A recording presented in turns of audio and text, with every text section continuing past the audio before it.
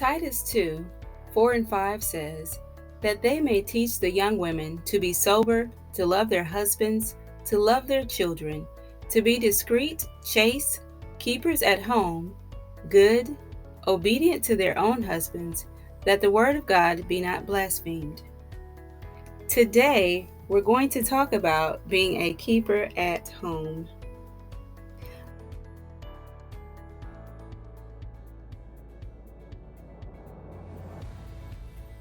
A keeper is a person who manages or looks after something or someone. In this case, it's our home. Some of us as wives and mothers may or may not have received the training we needed at home to become a good keeper of our homes.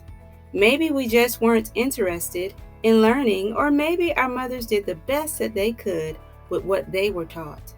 Whatever the case may be, we're here now. So how do we become a good keeper of our home? Now that we understand it is our responsibility to manage our homes, what does that include? This includes establishing meal times, especially when you have children, establishing bedtime, and organizing your home. Also, coming up with an organizing or cleaning routine schedule that fits your family. Homeschool moms, stay-at-home moms, work from home moms, or work outside the home moms will all have different ways of keeping their home. Every home is different. You may choose to clean on Saturdays because everyone is so busy during the week, or you may choose to clean a certain time each day or night because that's more convenient for you. Maybe your kids go to school and you prefer to clean alone with no distractions. It's up to you to decide how you want to keep your home. Don't forget, you don't have to do it alone. Allow your children to help. They can load the washer machine, help load the dishwasher, and whatever needs to be done around the house, you can train them according to their skill and their age level.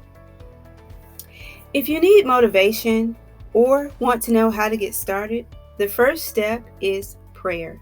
Ask God to inspire you to fulfill this part of His will for your life. And for more tips and cleaning motivation, feel free to visit YouTube. There are loads of videos of different moms that have shared what works best for them. Whatever you decide to do, however you decide to clean and organize your home, it's up to you. But don't forget that it is our responsibility to do. And if we leave it undone, what lesson are we teaching our children? Because one day they will grow up and they will move out and they will have a home that they need to keep one day. So that goes for our daughters and our sons. They need to know how to maintain a clean and organized living space for themselves and, Lord willing, for their future families. I hope that this video helps you and encourages and inspires you. Until next time, stay motivated, stay living a holy life for Christ.